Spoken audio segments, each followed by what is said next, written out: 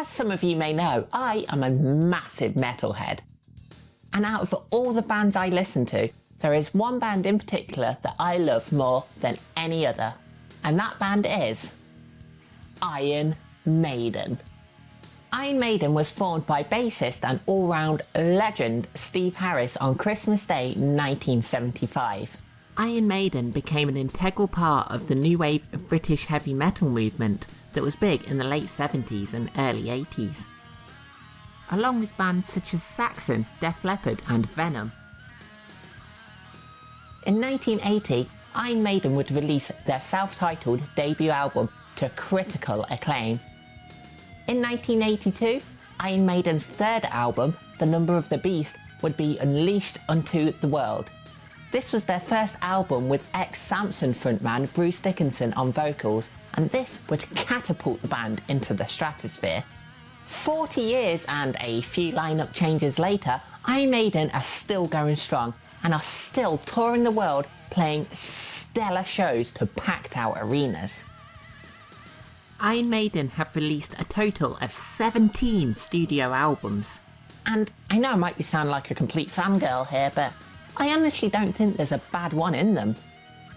Yes, some of them are better than others, but there are a bunch of them that are slabs of pure heavy metal brilliance. Some of my favourites include The Number of the Beast, Powerslave, Seventh Son of a Seventh Son, Brave New World and A Matter of Life and Death. All 17 studio album covers feature the band's mascot Eddie in some form or another, even if it's just a face in the clouds like on Brave New World. Or as a Grim Reaper in some kind of weird Windows 95 multimedia CD-ROM looking satanic CG orgy, like on the Dance of Death album cover. Cracking album by the way, don't let the cover fool you. Anyway, back on topic. Eddie, or to give him his full name, Eddie the Head, has been the band's mascot since the very early days. He originated as a papier-mâché mask that the band would put in their backdrop when they performed live. They'd use a pump from an old fish tank to squirt fake blood out of the mask's mouth. Later on, the band would see an illustration they liked by the artist Derek Riggs. They would then use this illustration as the cover to their self-titled debut album. They would then call the creature on the front of this album Eddie. And this would also start the long-standing tradition of having Derek Riggs provide artwork for the band's album covers. A lot of their most iconic album covers were created by this one artist. As a massive fan of Iron Maiden and computer games, you can imagine my excitement when I found out there was an Iron Maiden computer game and I just had to get my hands on a copy. But does this game live up to the lofty standards of the band's music? Let's find out.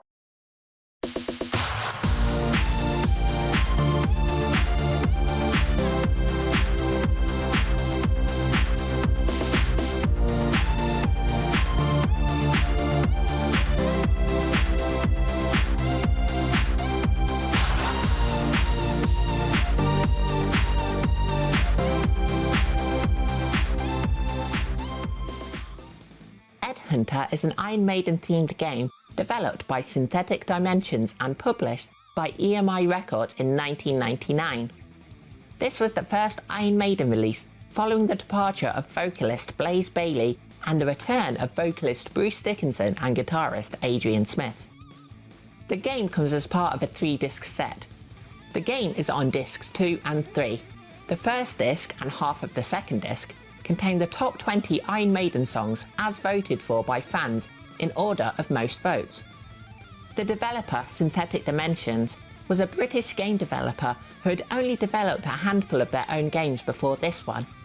Their games seemed to generally receive mixed to positive reviews. They also ported a bunch of games to home computers for other companies back in the 80s and early 90s. Some of their output from this period includes the Atari ST versions of the Mickey Mouse computer game and Gauntlet 2. The company didn't develop any more games after Ed Hunter, yet strangely they kept on going until 2012. Other than game development, the company would produce graphics for films and TV. Ed Hunter wasn't the first time Synthetic Dimensions had worked with Iron Maiden.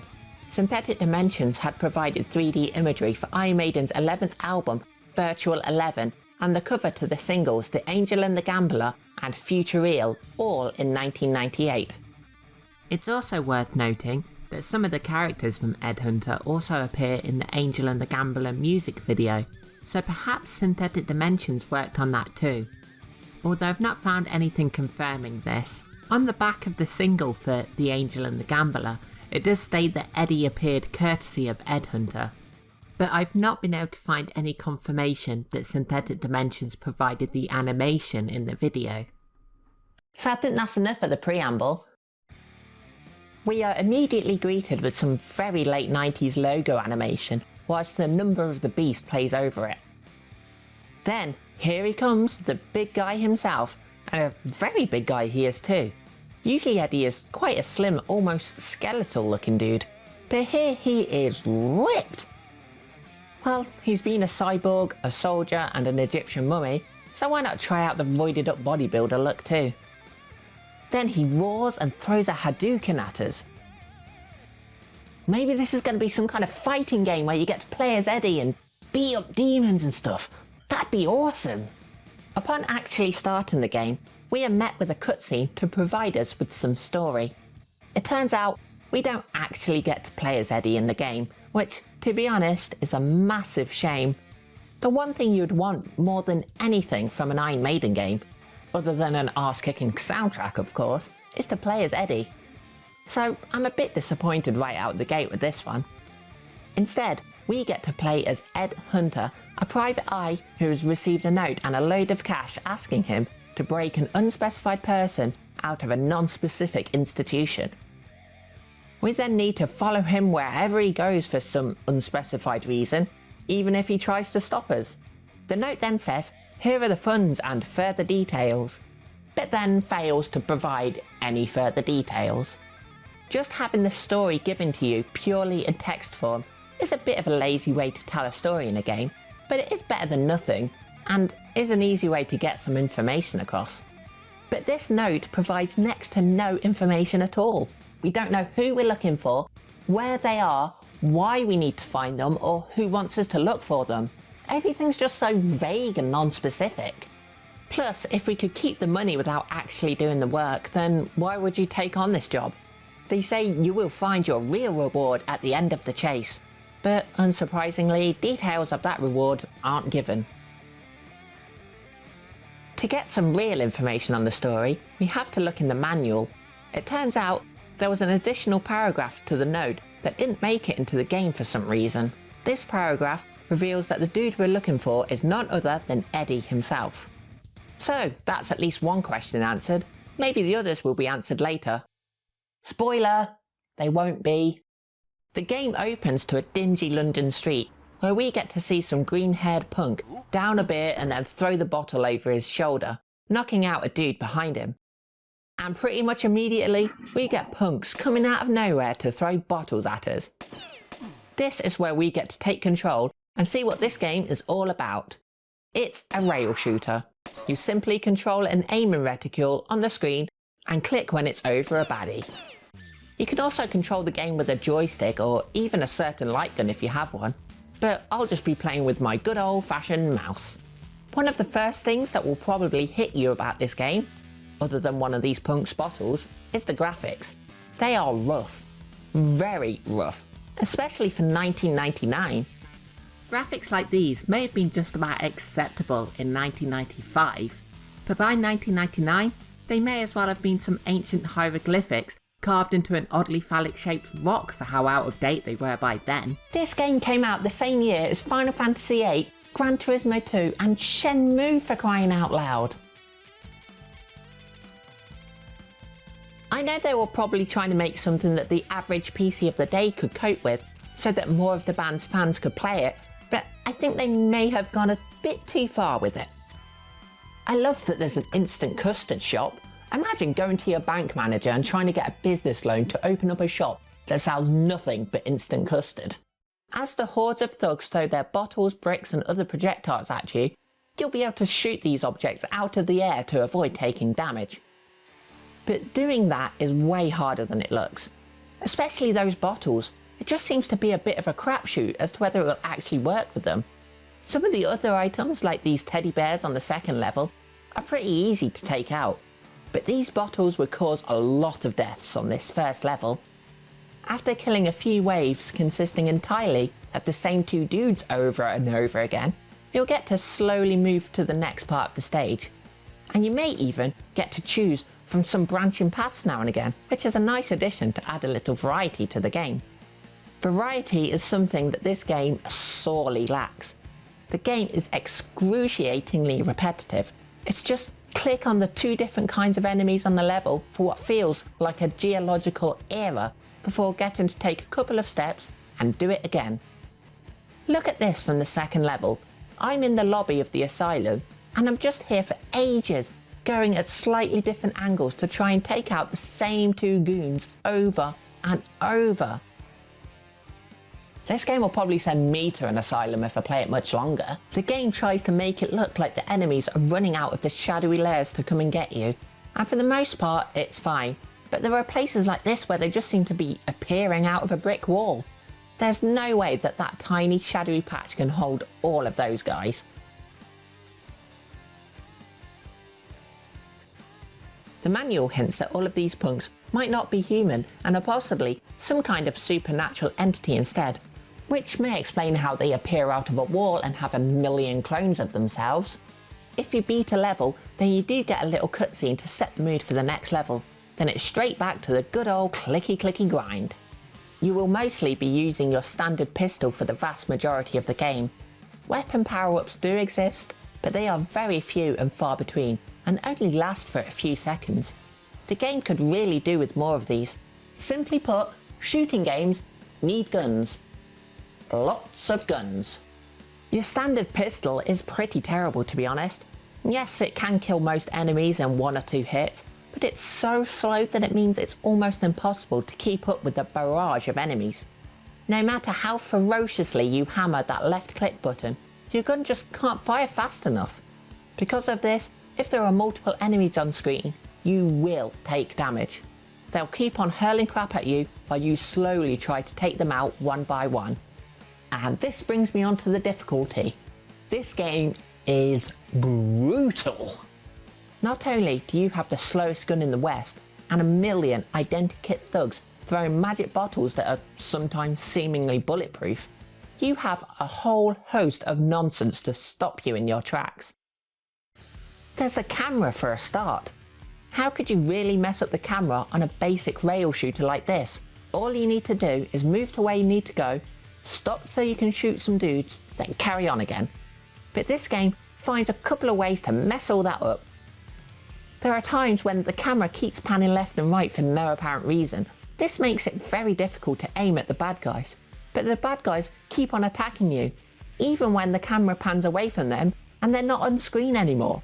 So yeah, there are times when off-screen enemies can hurt you, but you can't kill them. And there is absolutely no way of dodging any attacks. Health pickups are present in these levels, but they are rarer than diamond-encrusted gold-plated unicorn eggs, and don't heal all that much either. That said, they must be good. Your character seems to have an orgasm every time he picks one up. Your lives are limited too. On easy mode, you start with 3 extra lives. You have 2 on normal and 1 on hard. That's the only difference between the difficulty modes, by the way. And as I think I have mentioned, this game is harder than a diamond on Viagra. So easy mode should be called brutal, normal should be called masochistic, and hard should be called literally impossible, don't even bother trying. You might be thinking, I bet it's not actually that bad. All you have to do is memorise a level, get good at it, beat it, and then get on to the next one. And if you die, well, just continue at the start of the level you're on. Well, if you're thinking that, then it's my great displeasure to tell you that you are wrong. Very, very wrong. If you lose all your lives in this game, then that is it. You are booted back to the title screen. No continues whatsoever, no saves at all. You start again.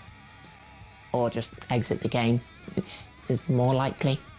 You can get extra lives by shooting the floating heads of the band members, but they only give you 1 life, and there's only 1 per level. You also only have a few seconds to get them before they disappear forever.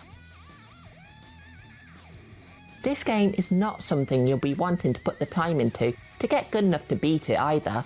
You might get to the third level and want to practice it and give it another shot, but you can't. If you want to get there, then you'll have to play the first 2 levels again. These levels aren't short either. The first level alone can take about 10 minutes to beat. That might not sound like much, but when it's 10 minutes of clicking on the same 2 men repeatedly, that would feel like a lot longer. Especially when you have to go through it again and again and again. The second level is even worse, as it's just this lobby. Yes, just this one room and that short corridor at the other side. And that's it. I put hours into this game and could only get as far as the 3rd level. There are 7 in total. How many hours does this game expect me to sink into it? I looked up a long play of this game on YouTube. The game is about 2 hours long in total, and you need to do it all in a single near perfect run. Imagine getting to the last boss against the 4 horsemen of the apocalypse and dying, only to get sent back to the title screen, knowing that it will be another 2 hours at least before you could try it again. I simply do not have the time or patience to put in the amount of hours needed to get good enough at this game to beat it. If the game was fun, then perhaps I would have kept at it and kept on trying to eventually beat it. But as it is, there is no way I could do that. It's so monotonous and repetitive. The thought of playing that first level again just makes me want to cry. Yes, this game does have its negatives. A lot of negatives. But it does have its positives as well. The biggest of those being that it comes packaged with 21 awesome Iron Maiden tunes. So that's the top 20 songs as voted for by the fans, plus a hidden secret bonus track. This is a version of Wrathchild with Bruce Dickinson on vocals. You know, that song originally had Paul Di'Anno on vocals, but now it's got Bruce Dickinson. That's great! Not only do you get these songs on CD, but you get to listen to them in the game. Every level has a song pre-assigned to it, but you can change it to any of the other top 20 tracks. Unfortunately, it is 1 song per level, so if a song ends before the level does, and it will, it just loops again and again. The second level takes about 12 minutes to beat, and by default it has the song Wrathchild as its tune. But Wrathchild is only about 3 minutes long, so you'll listen to the whole song 4 times before you're done with the level. Even if you select the random song selection, it will only pick 1 song per stage. Why couldn't they have a playlist and just go through them, so you haven't got to be sitting there listening to the same song over and over and over again?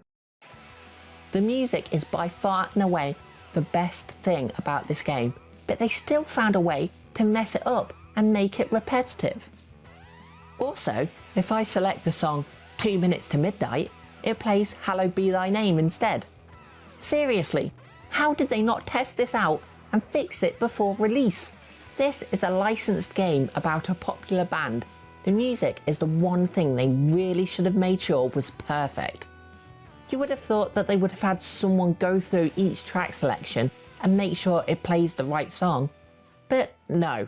So yeah, I was supposed to be talking about the positives, weren't I? Yes. Admittedly, if you're not an Iron Maiden fan, then this game will likely have no redeeming qualities whatsoever in your eyes. But for a die-hard Iron Maiden fan like myself, I've got to admit, some enjoyment was had. The levels are all themed around Iron Maiden album covers. You start off in the streets of a shady part of London, just like the covers of Iron Maiden and Killers. The second level is in an insane asylum, just like Peace of Mind. Level 3 goes to hell, like the cover of Number of the Beast. The rest of the levels go through a graveyard, like No Prayer for the Dying, and also their live album, Live After Death, an Egyptian tomb, like Power Slave, the future, like Somewhere in Time, and a weird-looking post-apocalyptic nightmare place, like Virtual 11. I suppose it's also quite similar to their 1995 album, The X Factor. There's a bunch of Easter eggs to look out for too. For example, you start outside of the Cart and Horses pub, which was the name of a pub where Iron Maiden used to play a lot in their formative days. Then there's the Ruskin Arms, which was the name of the pub where Iron Maiden played their very first ever gig. And look here, it's 22 Acacia Avenue, just like the song, 22 Acacia Avenue. And there is who I presume is Charlotte the Harlot through the window. Unfortunately, that's about as far as it goes with the positives. Yeah. So you might be wondering what happens if you actually beat the game. As I mentioned earlier, the last boss is against the 4 Horsemen of the Apocalypse. You know, you might expect them more in a Metallica game, but here we go. And what happens if you actually beat them? Well, if you don't want spoilers for some reason, then skip ahead to this time. But if you're ready to go and spoil the ending of this game, ooh, then here we go.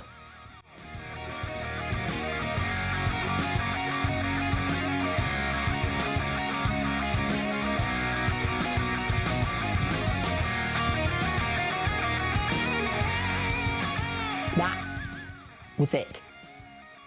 Seriously, that's it. Imagine putting in all the hours and hours and hours you need to get good enough at this game to be able to complete it in that perfect 2-hour-long run, and your only reward is that.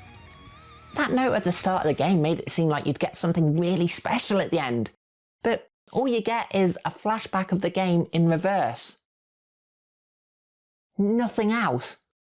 And nothing is explained either. We don't find out why we had to fight the 4 Horsemen of the Apocalypse. We don't find out why we were travelling through time and space, all these places. We don't find out why we needed to save Eddie. Eddie didn't really seem to do much, to be honest. We don't find out why Eddie couldn't have helped us kill all these guys. Why is Somewhere in Time Cyborg Eddie here? And what happened to the original Eddie we were following around for the whole game? Where did he go? None of this is explained. Again. So, what did the band themselves have to say about this game? Well, former vocalist Blaze Bayley had the following to say about the game whilst it was in development. This game is nearly there. You've got to get Eddie through time and space, heaven and hell, the works. It's a shoot 'em up which we promise will outshoot 'em all. Blaze Bayley, 1997. According to the Archive Synthetic Dimensions website, bassist and founder of the band Steve Harris had the following to say about the game. It's incredible what Synthetic have created.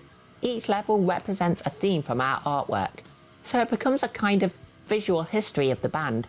The graphics Synthetic have created are amazing.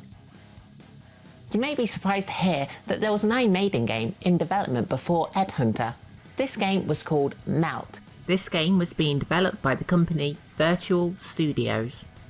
Apparently this game wasn't very good and was scrapped and replaced with Ed Hunter. When this was announced, Blaze Bayley had the following to say. It was crap.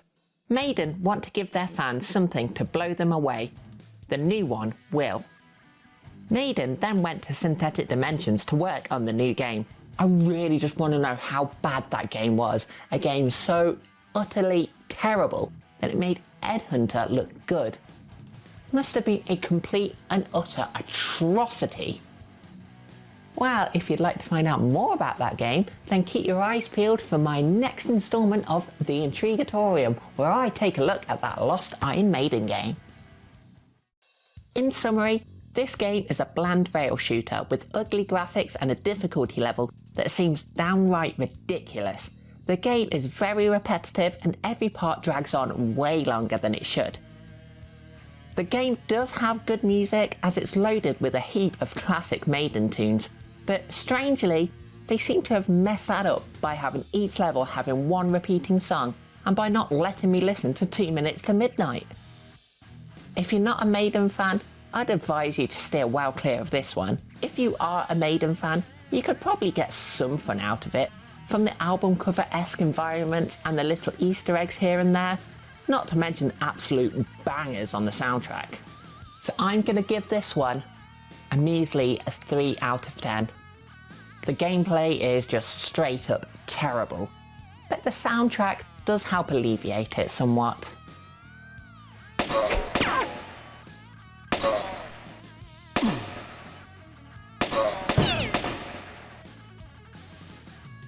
Thank you so much for watching. I really hope you enjoyed this video. Please remember to share, comment, like, subscribe and all that lot if you did. And why not give that bell icon a smash in the face, if a bell has a face, to be notified whenever I upload a new video. I'd also like to give a humongous, ginormous, great big, massive, ultra thank you to my amazing Patreon supporters, including Adam Phillips, Brandon Shute, Daniel Martins, Eddie, Jeffrey Easton, House of the Ted, Magnus Verzane, Mr. Wolford and Stuart Christopher Brownlee. And Christopher Turnbull, who joined whilst I was editing this episode. Thank you so much for supporting me. And if you enjoyed this video, you might want to see some more heavy metal gaming content. If you do, then why not check out my Intrigatorium video on the arcade game that used Megadeth music. And until next time,